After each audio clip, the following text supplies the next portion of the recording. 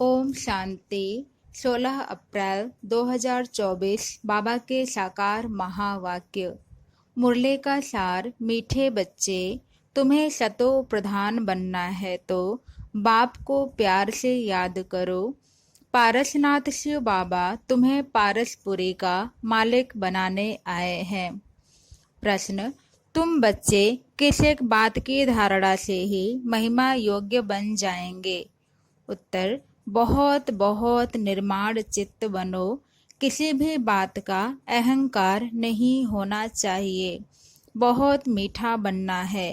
अहंकार आया तो दुश्मन बन जाते हैं। ऊंच अथवा नीच पवित्रता की बात पर बनते हैं।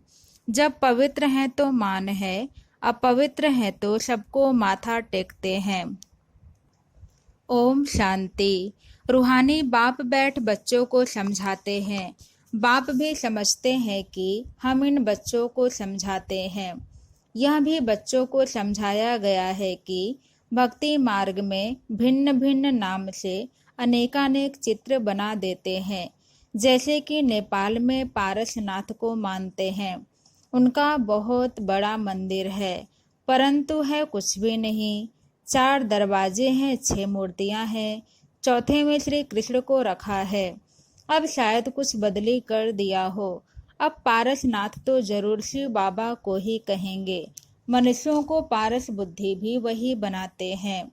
तो पहले पहले उनको यह समझाना है, ऊंचते ऊंच है भगवान, पीछे है सारी दुनिया। सूक्ष्म वतन की सृष्टि तो है नहीं, पीछे होते हैं लक्ष्मी नारायण व विष्णु। वास्तव में विष्णु का मंदिर भी रॉन्ग है।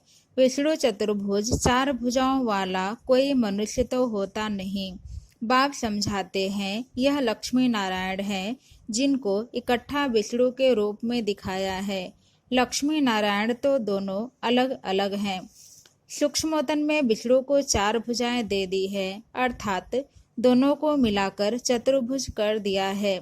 बाकी ऐसा कोई होता नहीं है।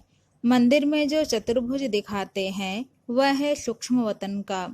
चतुर्भुज को शंख, चक्र, गदा, पद्म आदि देते हैं। ऐसा कुछ है नहीं। चक्र भी तुम बच्चों को है। नेपाल में विष्णु का बड़ा चित्र क्षीर सागर में दिखाते हैं। पूजा के दिनों में थोड़ा दूध डाल देते हैं। बाप एक एक बात अच्छी तरह समझाते हैं। ऐसे कोई भी विष्णु का अर्थ समझा न सके, जानते ही नहीं। यह तो भगवान खुद समझाते हैं।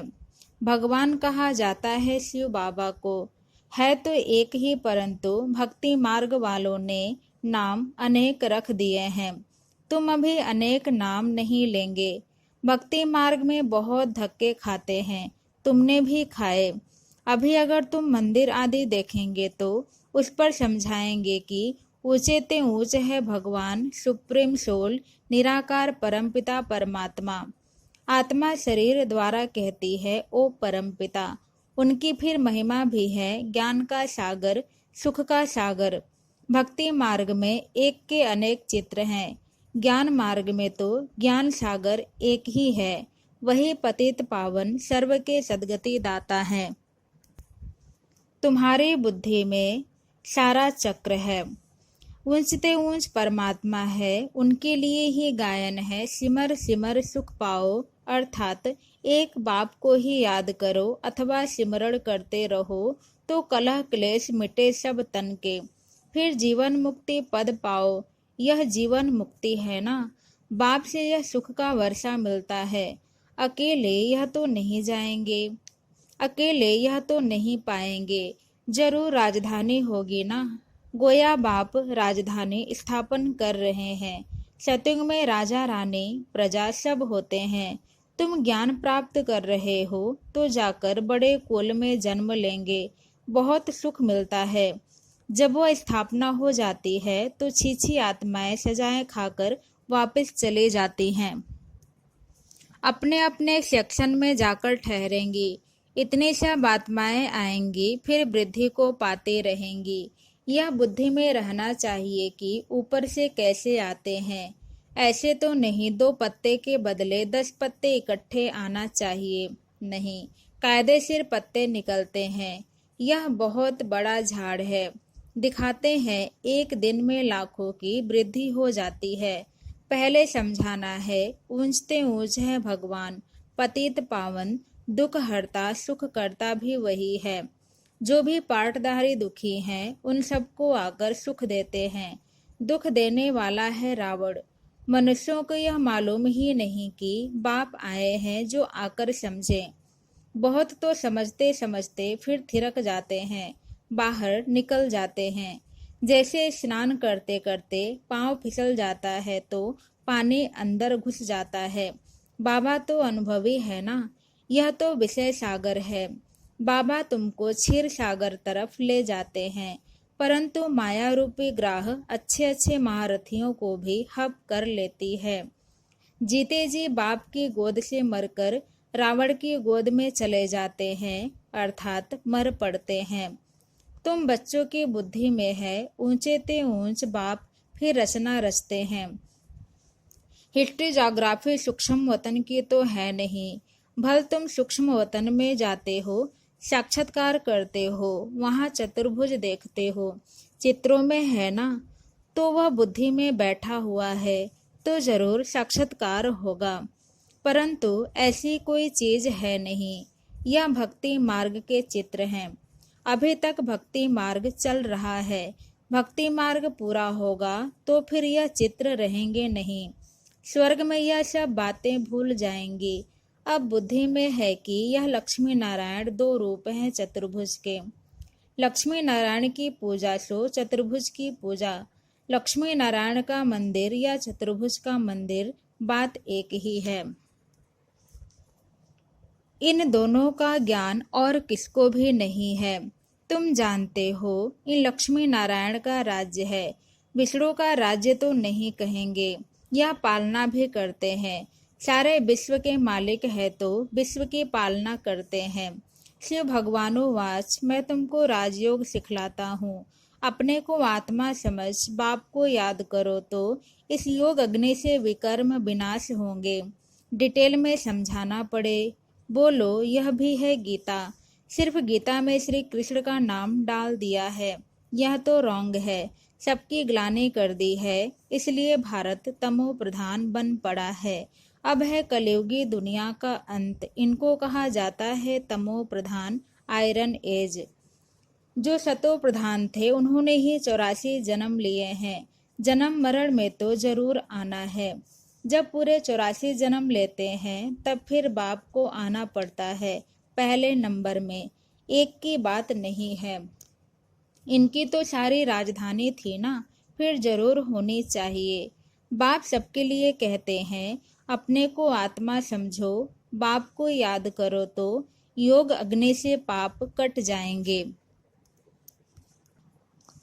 काम चिता पर बैठ सब सावरे हो गए हैं। अब सांवरे से गोरा कैसे बने, सो तो बाप ही सिखलाते हैं। श्री कृष्ण की आत्मा जरूर भिन्न भिन्न नाम रूप लेकर आती होगी। जो लक्ष्मी नारायण थे उनको ही 84 जन्मों के बाद फिर वह बनना है, तो उनके बहुत जन्मों के अंत में बाप आकर प्रवेश करते हैं। फिर वह सतो प्रधान विश्व के मालिक बनते हैं।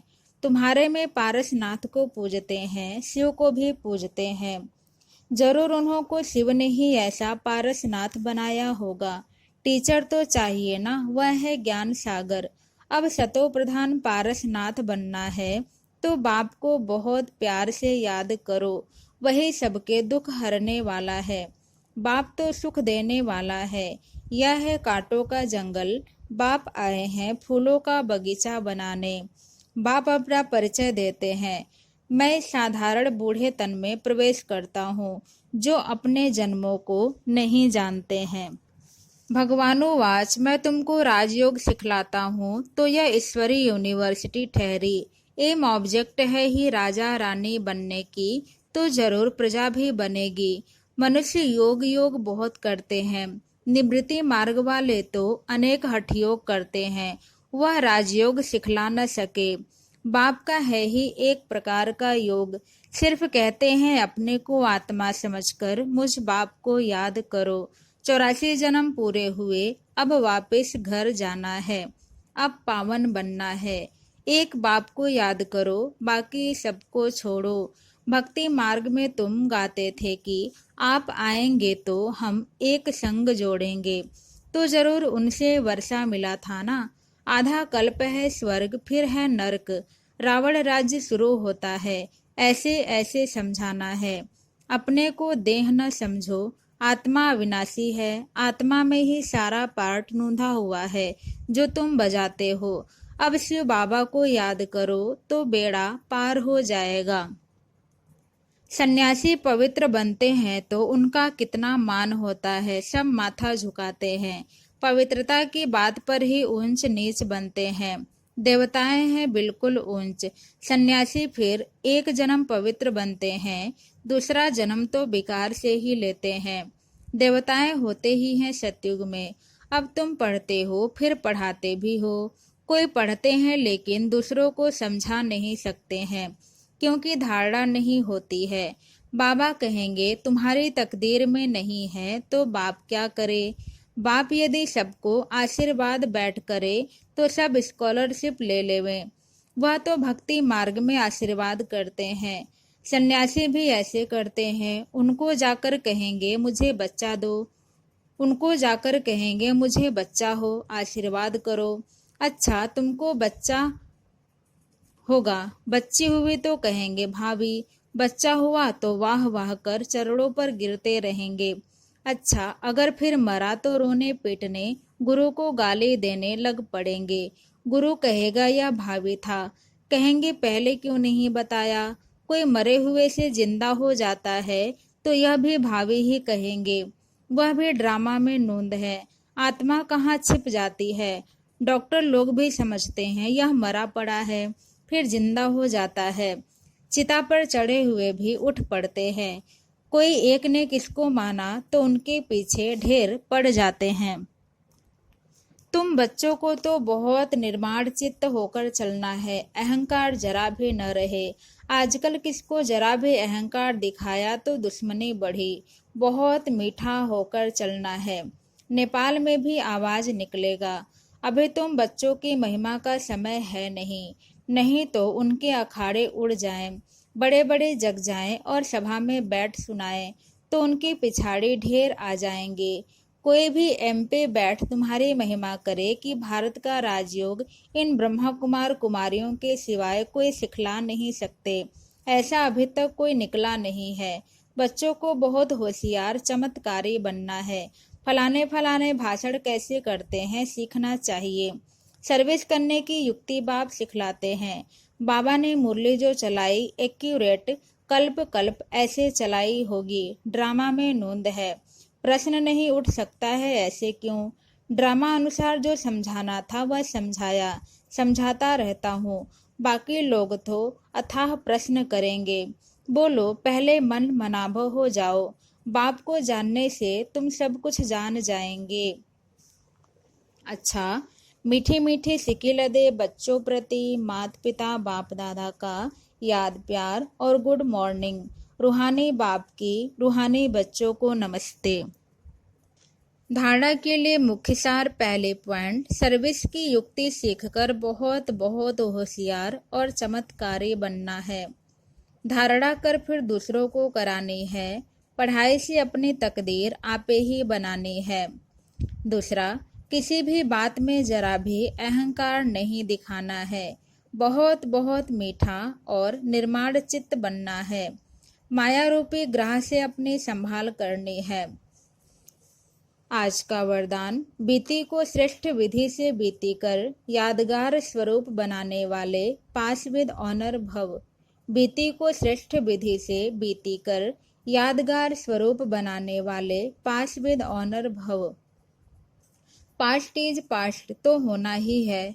समय और दृश्य सब पास हो जाएंगे, लेकिन पास विद ऑनर बनकर हर संकल्प व समय को पास करो, अर्थात बीती को ऐसी श्रेष्ठ विधि से बीती करो जो बीती को स्मृति लाते ही वाह वाह के बोल दिल से निकले। अन्य आत्माएं आपकी बीती हुई स्टोरी से पाठ पढ़ें, आपकी बीती यादगार स्वरूप बन जाए तो कीर्तन अर्थात कीर्ति गाते रहेंगे। आज का स्लोगन, स्व कल्याण का श्रेष्ठ प्लान बनाओ तब विश्व सेवा में सकाश मिलेगी। स्व कल्याण का श्रेष्ठ प्लान बनाओ तब विश्व सेवा में सकाश मिलेगी। ओम शांति। ओम शांति। 16 अप्रैल 2